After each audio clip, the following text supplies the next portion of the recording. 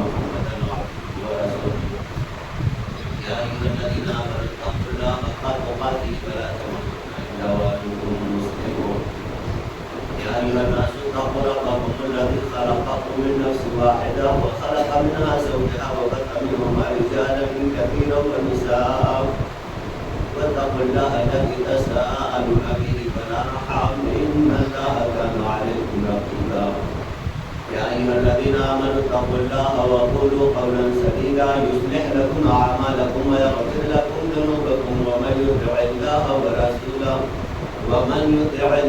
ورسوله فقد فاز فوزا عظيما أما بعد فإن خير الحديث كتاب الله وخير الهدي هدي محمد صلى الله عليه وسلم وشر الأمور محدثاتها وكل محدثة بدعة وكل بدعة ضلالة وكل ضلالة في النار أعوذ بالله السميع العليم من الشيطان الرجيم بسم الله الرحمن الرحيم والقرآن المجيد بل عجبوا أن جاءهم منذر منهم فقال الكافرون هذا شيء عجيب أإذا متنا وكنا ترابا ذلك رجع بعيد قد علمنا ما تنقص العبد منهم وعندنا كتاب حفيظ بل كذبوا بالحق لما جاءهم فهم في أمر مريض أفلم ينظروا إلى السماء فوقهم كيف بنيناها وزيناها وما لها من فروج والأرض مددناها وألقينا فيها رواسي وأنبتنا فيها من كل زوج بديع تبصرة وذكرى لكل عبد منيب ونزلنا من السماء ماء مباركا فأنبتنا به جنات وحب الحديد والنخل باسقات لها طلع نضيد رزقا للعباد وأحيينا به بلدة ميتا كذلك الخروج كذبت قبلهم قوم نوح وأصحاب الرس وثمود وعاد وفرعون وإخوان لوط وأصحاب الأيكة وقوم تبع كل كذب الرسل فأفعينا بالخلق الأول بل هم في نفس من خلق جديد وقال تعالى أعوذ بالله من الشيطان الرجيم يا نساء النبي لستن كأحد من النساء إن اتقيتن فلا تخضعن بالقول فيطمع الذي في قلبه مرض وقلن قولا معروفا وقال تعالى اقرأ باسم ربك الذي خلق الإنسان من علق اقرأ وربك الأكرم الذي علم بالقلم علم الإنسان ما لم يعلم رب اشرح لي صدري ويسر لي أمري واحلل عقدة من لساني يفقهوا قولي رب زدني علما سبحانك لا علم لنا إلا ما علمتنا إنك أنت العليم الحكيم.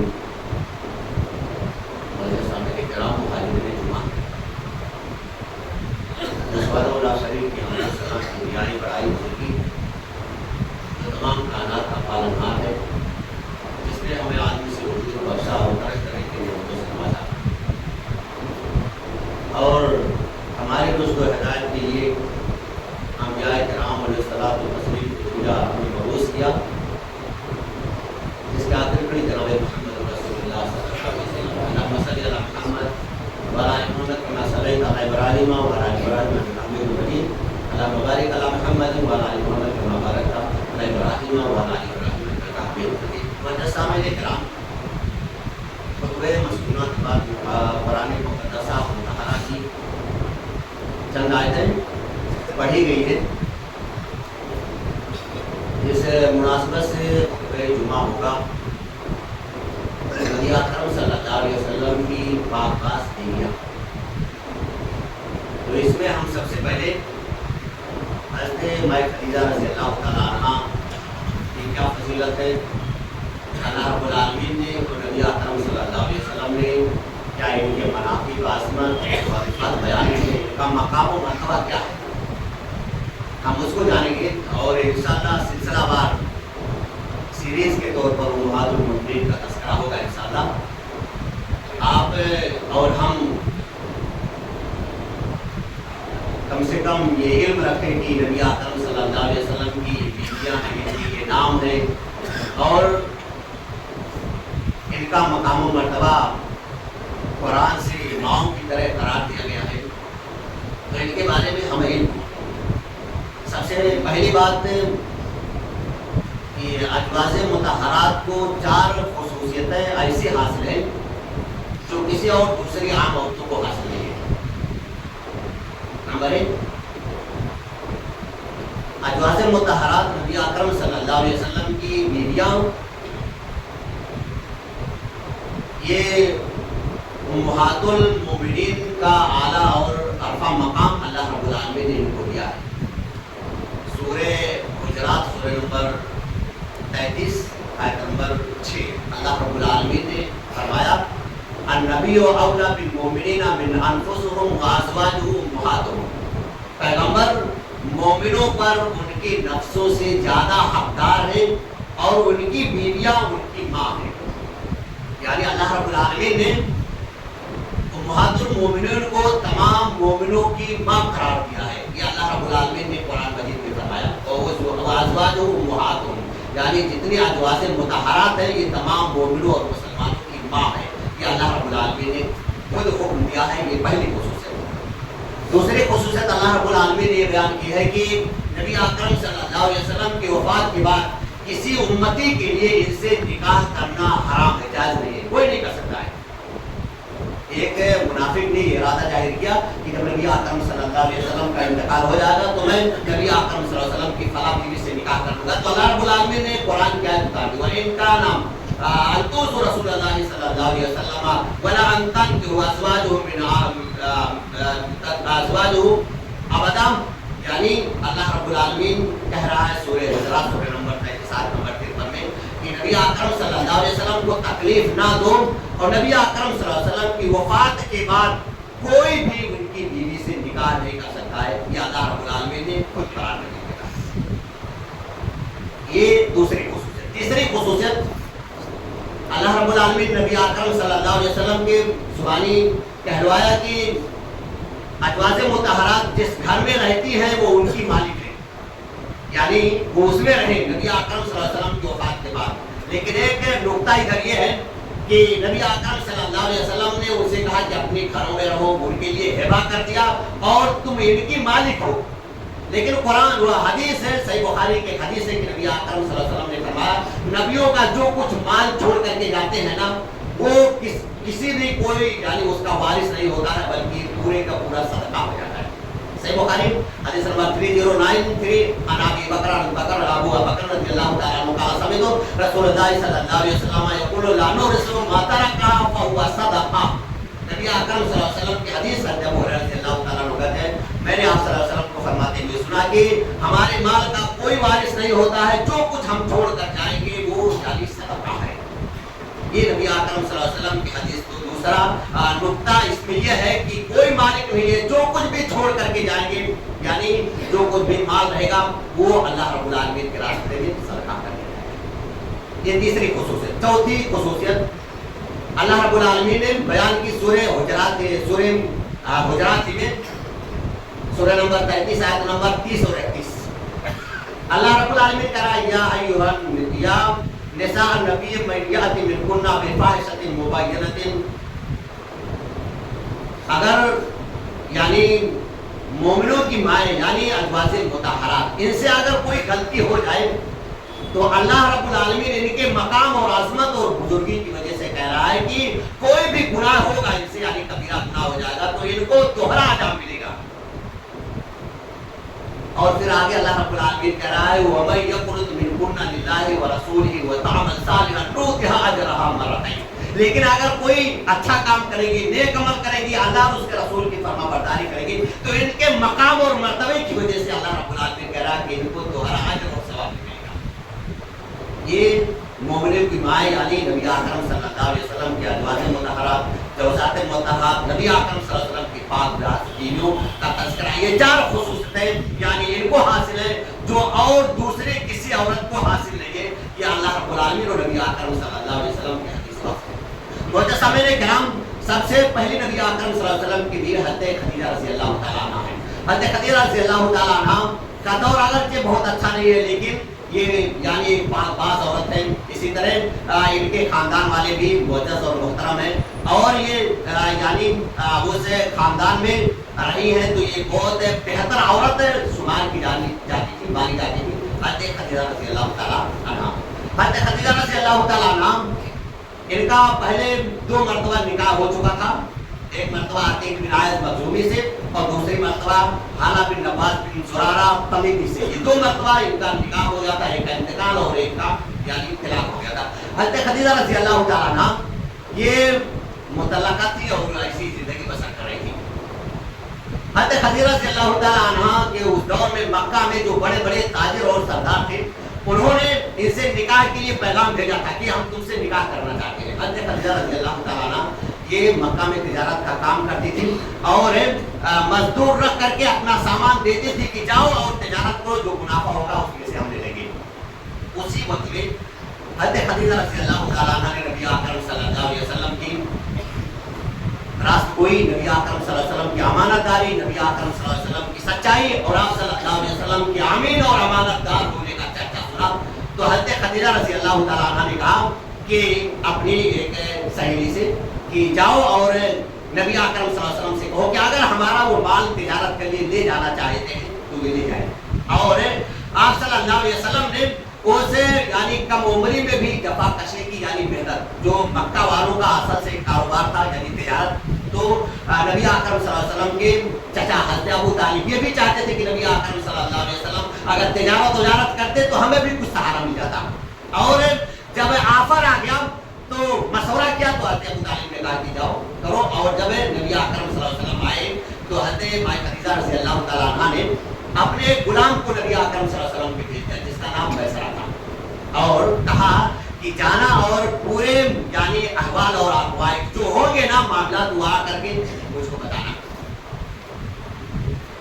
نبی اکرم صلی اللہ علیہ وسلم تجارت کا مال لے کر کے گئے اور اللہ رب العالمین نے اتنی برکت دی کہ حضرت خدیجہ رضی اللہ تعالیٰ عنہ کہتی ہے کہ میں نے اس سے پہلے اتنی زیادہ برکت اپنی تجارت میں کبھی دیکھی نہیں تھی. اور میسرہ آئے نا تو نبی اکرم صلی اللہ علیہ وسلم کے اخلاق کو، نبی اکرم صلی اللہ علیہ وسلم کے طور طریقے کو، نبی اکرم صلی اللہ علیہ وسلم کے انداز کو، نبی اکرم صلی اللہ علیہ وسلم سے جو یعنی لین دین ہوتا ہے نا، بیع و شرع جو ہوتا ہے نا، جو لینے والا اور دینے والا ہوتا ہے، آپ صلی اللہ علیہ وسلم کے گفتار اور کردار، نبی اکرم صلی اللہ علیہ وسلم کے اخلاق کو جب بیان کیا نا تو حضرت یعنی بھائی خدیجہ رضی اللہ تعالیٰ عنہ بہت متاثر ہوئی. گویا کہ ان کو یعنی گوہر مطلوبے دستیاب ہو گیا، جو ان کو چاہیے تھا نا وہ ان کو مل گیا. جب آ کر کے آیا یعنی وہ غلام اور نبی اکرم صلی اللہ علیہ وسلم کے آپ صلی اللہ علیہ وسلم کے انداز فکر، آپ صلی اللہ علیہ وسلم کے گفتگو کرنے کا انداز، آپ صلی اللہ علیہ وسلم کو مال بیچنے کا طریقہ، یہ ساری چیزیں. اور نبی اکرم صلی اللہ علیہ وسلم نے اس راستے میں بہت سارے یعنی معجزات ہوئے تھے اس کا بھی تذکرہ کیا. نبی اکرم صلی اللہ علیہ وسلم بحیرہ راہب کے پاس گئے، درخت کے نیچے بیٹھ گئے تو غلام کو بلا کر کے راہب نے پوچھا کہ یہ کون ہے؟ تو پتہ چلا کہ یہ یعنی نبی اکرم صلی اللہ علیہ وسلم ہے. تو غلام میسرہ نے پوچھا کہ آخر کیوں پوچھے اس کے بارے میں؟ تو کہا کہ اس درخت کے نیچے نا ہماری کتابوں میں لکھا ہوا کہ آج تک جو ہے نبی ہی بیٹھا اور کوئی دوسرا نہیں بیٹھا ہے.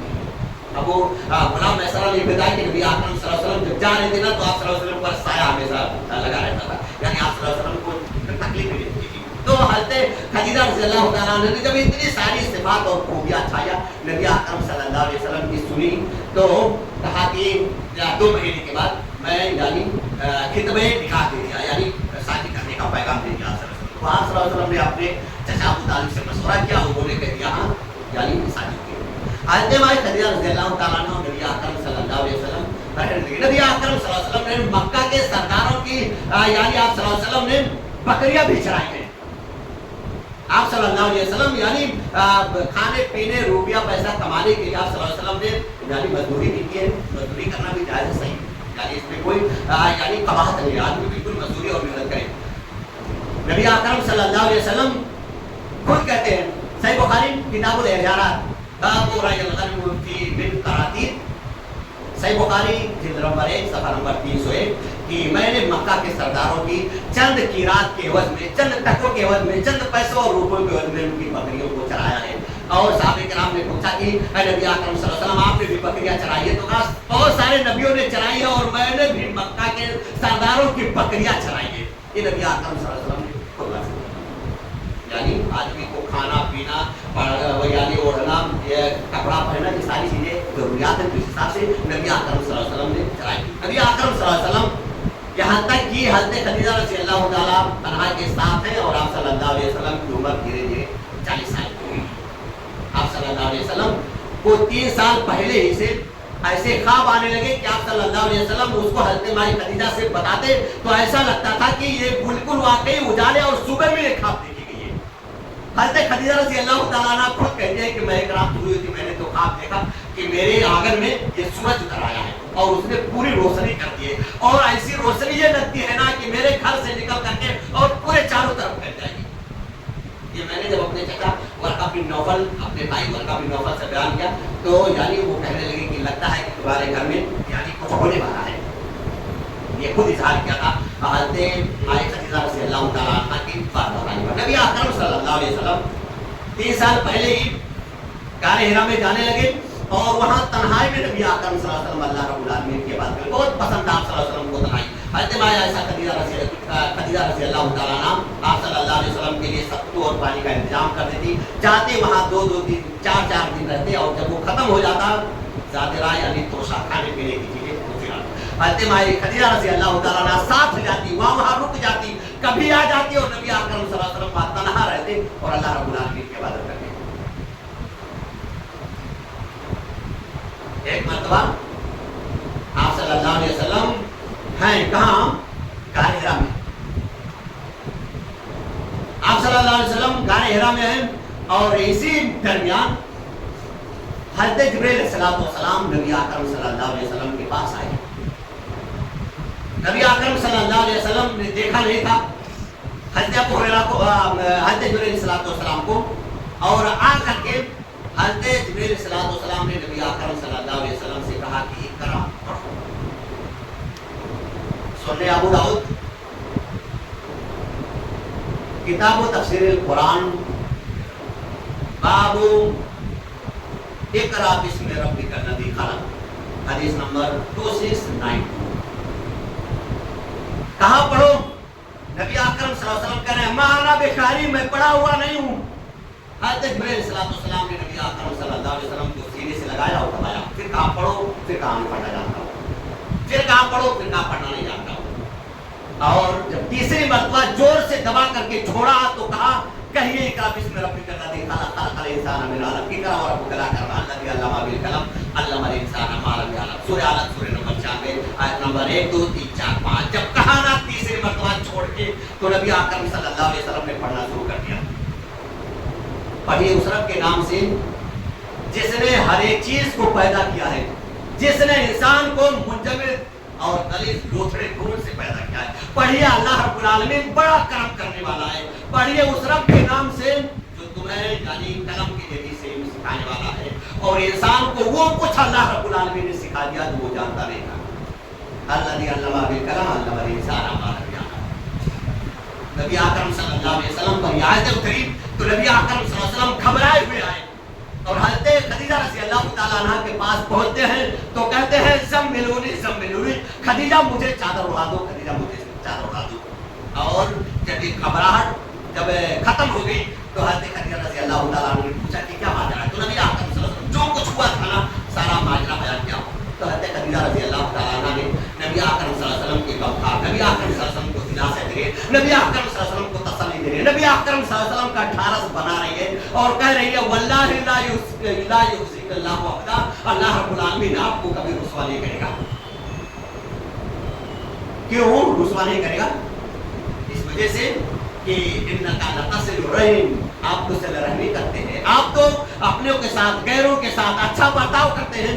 اگر دشمنی ہے نا, ناچاکی ہے نا تو آپ ملوا دیتے ہیں, آپ تو بہتر کام کرتے ہیں. وتصدق الحدیث, آپ تو سچی بات بولتے ہیں. وتحمل الکل, آپ تو دوسرے کا بوجھ بھی اٹھا دیتے ہیں. آپ نا مہمان نوازی بھی کرتے ہیں. اور اگر کوئی مجبور اور پریشان ہو تو نبی اکرم صلی اللہ علیہ وسلم آپ اس کی مدد کرتے ہیں.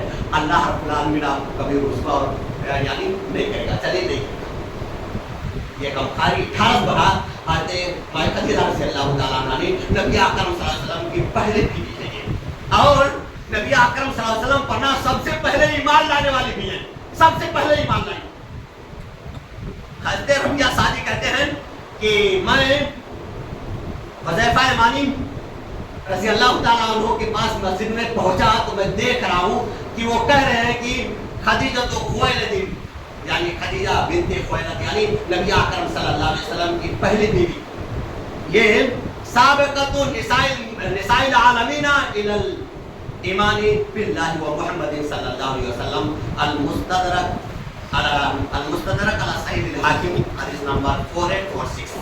کہتے ہیں کہ میں مسجد میں داخل ہوا مسجد نبوی میں تو میں نے سنا ان کو وہ بیان کر رہے تھے کہ پورے جہان کی تمام عورتوں میں سب سے پہلے سبقت کرنے والی جو ایمان کی طرف ہے وہ حضرت خدیجہ بنت خویلد رضی اللہ تعالیٰ عنہا، سب سے پہلے ایمان لائی نبی اکرم صلی اللہ علیہ وسلم پر اور اللہ پر، یہ حضرت خدیجہ رضی اللہ تعالیٰ عنہا.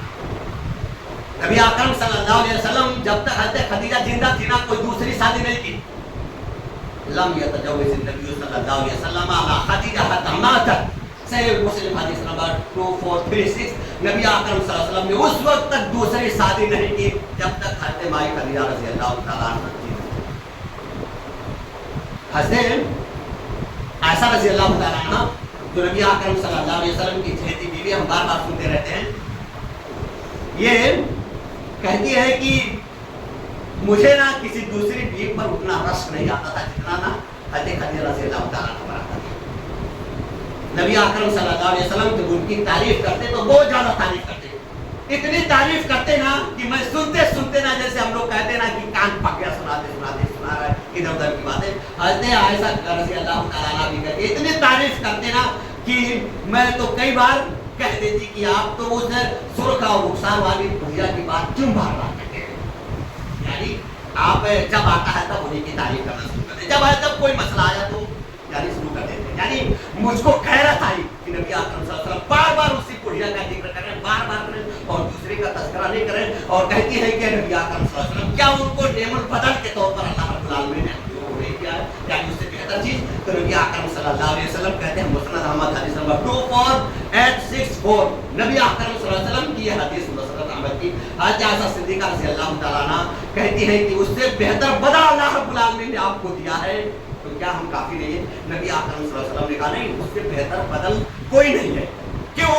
نبی اکرم صلی اللہ علیہ وسلم نے فرمایا کہ سب لوگ انکار کر رہے تھے تو سب سے پہلے وہ ہمارے اوپر ایمان لانے والی تھی. سب لوگ میری تکذیب کر رہے تھے تو حضرت خدیجہ رضی اللہ تعالیٰ عنہ نے سب سے پہلے میری تصدیق کی. سب لوگ نا مجھ کو بے سہارا چھوڑ رہے تھے تو انہوں نے اپنے مال کے ذریعے سے میرا اور پورے مال کو اپنا دور کے پاس تھا میرے اوپر نشاور کر دیا. نبی اکرم صلی اللہ علیہ وسلم یہ آپ کے لیے ہے. اور نبی اکرم صلی اللہ علیہ وسلم نے یہ بھی کہا کہ ہماری جو اولاد ہے نا وہ صرف حضرت خدیجہ رضی اللہ تعالیٰ عنہ سے ہے اور کسی عورت سے اللہ رب العالمین نے مجھے کوئی اولاد نہیں دی. یہ حضرت خدیجہ رضی اللہ تعالیٰ عنہ. نبی اکرم صلی اللہ علیہ وسلم کو ان کے بدن سے 2 بیٹے قاسم اور طاہر اور 4 بیٹیاں زینب ام کلثوم فاطمہ اور رقیہ اور فاطمہ رضی اللہ تعالیٰ عنہ یہ پیدا ہوئے. معزز سامعین کرام حضرت خدیجہ رضی اللہ تعالیٰ عنہ نبی اکرم صلی اللہ علیہ وسلم پر ایمان لانے والی، نبی اکرم صلی اللہ علیہ وسلم کو 18 دن میں، نبی اکرم صلی اللہ علیہ وسلم کو سہارا دینے والی، نبی اکرم صلی اللہ علیہ وسلم کی ہمدردی اور غمخواری کرنے والی، نبی اکرم صلی اللہ علیہ وسلم کو دلاسا اور تسلی دینے والی، ٹھارس بنانے والی کون ہے؟ یہ سب سے پہلے بیوی حضرت خدیجہ رضی اللہ تعالیٰ عنہ ہے. معزز سامعین کرام حضرت خدیجہ رضی اللہ تعالیٰ عنہ بیان کرتی ہیں کہ ایک مرتبہ نبی اکرم صلی اللہ علیہ وسلم حضرت خدیجہ رضی اللہ تعالیٰ عنہ کو یاد کر کے رونے لگی. نبی اکرم صلی اللہ علیہ وسلم روتی ہیں. کس موقع پر؟ سنن ابو داؤد کتاب الجہاد باب فی فدائل اسیر غلمان حدیث نمبر 2692 حضرت عائشہ رضی اللہ تعالیٰ عنہ بیان کرتی ہے کہ نبی اکرم صلی اللہ علیہ وسلم نے جب اعلان کیا کہ ایھا الناس قولوا لا الہ الا اللہ تفلحوا، سنن ترمذی حدیث نمبر 413 کہ لوگوں تم لا الہ الا اللہ کہو کامیاب ہو جاؤ گے. تو بعد میں ایک معرکہ پیش آیا یعنی جنگ بدر. جنگ بدر میں مسلمانوں کو فتح نصیب ہوئی. 70 آدمی قتل کیے گئے کافروں میں سے اور 70 ہی قیدی بنائے گئے. ان میں سے ایک قیدی تھے ابو العاص رضی اللہ تعالیٰ. یہ نبی اکرم صلی اللہ علیہ وسلم کے داماد ہیں، حضرت زینب کے شوہر ہیں. یہ اس وقت تک ایمان نہیں لائے تھے. یہ جنگ بدر میں قیدی بنا کر کے لائے گئے. نبی اکرم صلی اللہ علیہ وسلم نے اعلان کیا کہ جو کوئی فدیہ دے دے تو اپنے قیدی کو لے جائے. حضرت زینب رضی اللہ تعالیٰ عنہ جو اس وقت مکہ میں تھی، جب ان کو یہ پتا چلا کہ فدیہ میں دیا جاتا ہے کچھ مال اور اس کے بعد قیدی کو چھوڑ دیا جاتا ہے، تو حضرت زینب رضی اللہ تعالیٰ عنہ نے اپنا وہ ہاتھ جو ان کی بات ہے یعنی حضرت خدیجہ رضی اللہ تعالیٰ عنہ نے دیا تھا وہی دے دیا اور کچھ پیسہ دیا تاکہ ابو العاص نہ وہاں سے رہا مل جائے ان کو، وہ چھوڑ کر کے آ جائے۔ نبی اکرم صلی اللہ علیہ وسلم نے جب وہ ہار دیکھا نا تو نبی اکرم صلی اللہ علیہ وسلم رونے لگے، نبی اکرم صلی اللہ علیہ وسلم کے آنکھ سے آنسو جاری ہو گئے۔ انہوں نے حضرت خدیجہ رضی اللہ تعالیٰ عنہ کو یاد کیا، وہ ہارنا یاد دلا دیا کہ حضرت خدیجہ رضی اللہ تعالیٰ عنہ ہے۔ نبی اکرم صلی اللہ علیہ وسلم نے صحابی جو ہم موجود تھے اسے کہا کہ اگر تم لوگ کہو نا تو میں اس قیدی کو ایسے ہی رہا کر دیتا ہوں اور یہ جو ہار ہے نا اس کو بھی واپس کر دیتا ہوں۔ صحابہ کرام جو نبی اکرم صلی اللہ علیہ وسلم کہ ایک بات کو بھی یعنی کہا کرنے والے نہیں تھے، آپ کے یعنی ہر ایک بات کی اتباع کرنے والے تھے اور بات ماننے والے تھے، ترنت کہہ دیا نبی اکرم صلی اللہ علیہ وسلم یہ ہار بھی آپ دے دیجیے اور ابو العاص کو بھی آپ مطلب چھوڑ دیجیے، رہا کر دیجیے جائیے۔ حضرت ابو العاص سے نبی اکرم صلی اللہ علیہ وسلم نے کہا کہ تم ایک وعدہ کرو کہ مکہ جانے کے بعد زینب کو تم ہمارے پاس صحیح سالی بھیج دو گے۔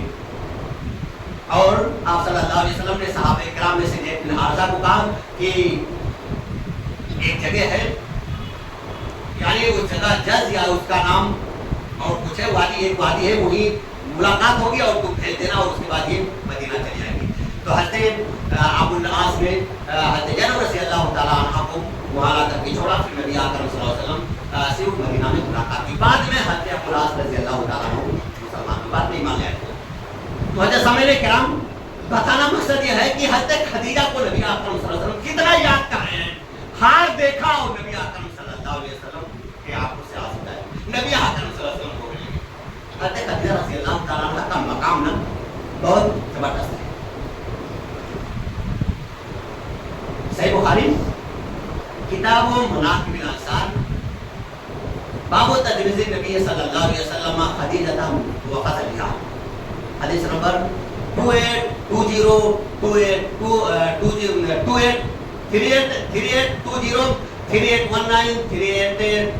یہ حدیثیں ہیں، اس میں کا تذکرہ کون سا تذکرہ ہے؟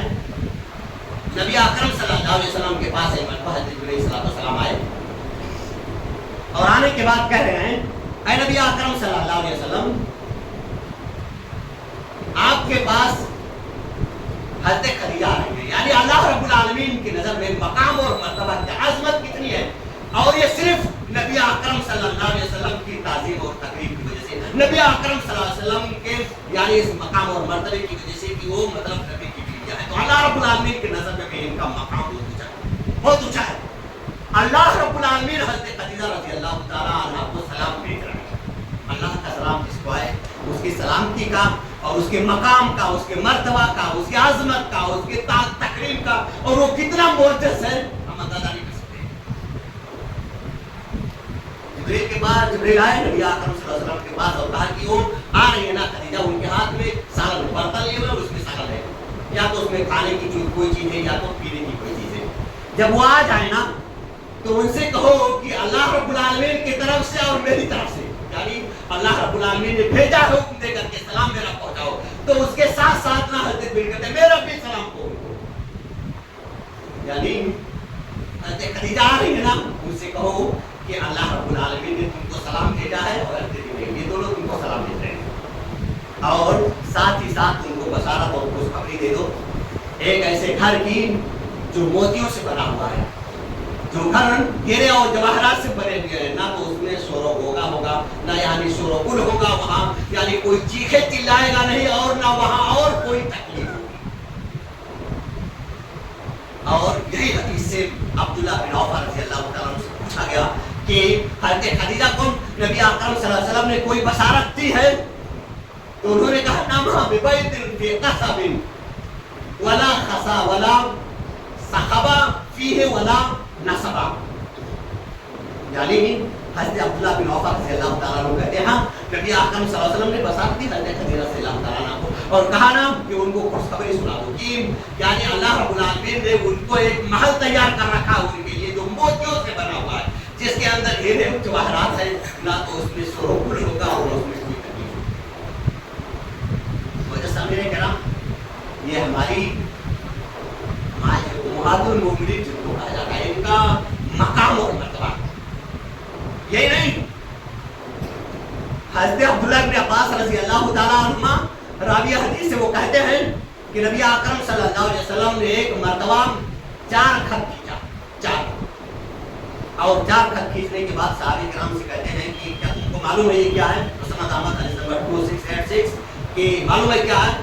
تو کہا کہ اللہ اور اس کا رسول زیادہ جانتے ہیں. تو آپ صلی اللہ علیہ وسلم نے فرمایا کہ یہ جنت کی 4 عورتیں ہیں، خدیجہ بنت خویلد، فاطمہ بنت محمد، آسیہ بنت مزاحم یعنی امرات و فرعون کی بیوی، اور مریم ابنت عمران. یہ 4 عورتیں ہیں نا. اور اس کے ساتھ ساتھ نبی اکرم صلی اللہ علیہ وسلم نے فرمایا خیر النسائها مریم و خیر النسائها خدیجہ. اپنے زمانے میں نا سب سے بہتر عورت حضرت مریم تھی، اور اس دور میں سب سے بہتر عورت ہے نا وہ حضرت خدیجہ رضی اللہ تعالیٰ عنہا. اور ان کو نبی اکرم صلی اللہ علیہ وسلم نے کہا کہ افضل و خیر النساء الجنہ، کہ جنت کی سب سے افضل اور سب سے بہترین عورت ہے. معزز سامعین کرام، یہ مقام حضرت خدیجہ رضی اللہ تعالیٰ عنہ کا جو نبی اکرم صلی اللہ علیہ وسلم پر سب سے پہلے ایمان لائی. نبی اکرم صلی اللہ علیہ وسلم جب تک وہ زندہ تھی کوئی شادی نہیں کی، اور نبی اکرم صلی اللہ علیہ وسلم کو ہر موقع پر تسلی دی. اس وجہ سے ہمیں چاہیے کہ جو ان کی 4 خصوصیتیں ہیں نا خاص طور سے ہم ان کو یاد رکھیں، اور اگر کوئی بھی ان کے خلاف بات راضی کرتا ہے تو ہماری جتنی طاقت ہے نا، اگر ہاتھ سے روک سکتے ہیں تو ہم ہاتھ سے روکیں، نہیں طاقت ہے تو ہم توڑ کر کے روکیں. اگر ان کے خلاف کوئی آواز کرتا ہے، برا بھلا کہتا ہے، ان کی تانو تشنیع کرتا ہے، ان کو گالی گلوچ دیتا ہے، اور اگر یہ بھی نہ ہو تو ہم اس کو دل میں برا جانے اور یہ ایمان کا سب سے کم دور کریں. جیسا میرے کرام، یہ حضرت خدیجہ رضی اللہ تعالیٰ عنہ ہے، ان کا ایک مقام اور مرتبہ ہے. ہمیں بھی چاہیے کہ ہم ان کا احترام کریں، ہم ان کو اپنی ماں مانیں. یہ ہماری حقیقی ماں نہیں ہے، لیکن نبی اکرم صلی اللہ علیہ وسلم کی تقریر اور تعظیم کی وجہ سے نبی اکرم صلی اللہ علیہ وسلم پر ہمارا ایمان ہے، اور نبی اکرم صلی اللہ علیہ وسلم کی وجہ سے ایمان ہمارا یہ ہے کہ یہ ہماری مائیں ہیں اور آپ حدیث والے ہیں، ہم اس کو مانیں. اللہ رب العالمین سے دعا ہے ہمارے اپنے کلام نبی اکرم صلی اللہ علیہ وسلم کی حدیثوں کو سمجھ کر ہمیں بھی اچھے عمل کرنے کی توفیق عطا فرمائے. اللہ رب العالمین ہمیں بھی کہیں ایسا موقع ملے، ہماری کوئی کسی کو مدد کی ضرورت ہو، ہمارے غمخاری کی ضرورت ہو، ہمارے ساتھ کی ضرورت ہو. یہ حضرت خدیجہ رضی اللہ تعالیٰ عنہ کی حدیث سے بالکل صاف واضح ہوتا ہے کہ ہمیں بھی ایک دوسرے کی مدد کرنی چاہیے، ایک دوسرے کا تعاون کرنا چاہیے، ایک دوسرے کے ساتھ ہمدردی کرنی چاہیے، ایک دوسرے کو سہارا دینا چاہیے. یہ حضرت خدیجہ رضی اللہ تعالیٰ عنہ کے حالات سے صاف واضح ہے. اللہ رب العالمین سے دعا ہے کہ کلام نبی اکرم صلی اللہ علیہ وسلم کی حدیثوں کو سمجھ کر ہمیں بھی نیک مطابق عمل کرنے کی توفیق عطا فرما. جو بیمار ہوئے شفا عطا فرما، جو پریشان حال ان کی پریشانیوں کو دور فرما. اللہ رب العالمین جب تک ہمیں اس دنیا میں رکھ، ایمان اور اسلام کی حالت میں رکھ، اور جب ہمارا خاتمہ ہو تو خاتمہ بھی خیر ہو. بارک اللہ لنا ولکم فی القرآن العظیم ونفعنا وإياکم بالآیات والحکیم إنه كان توابا رحیما.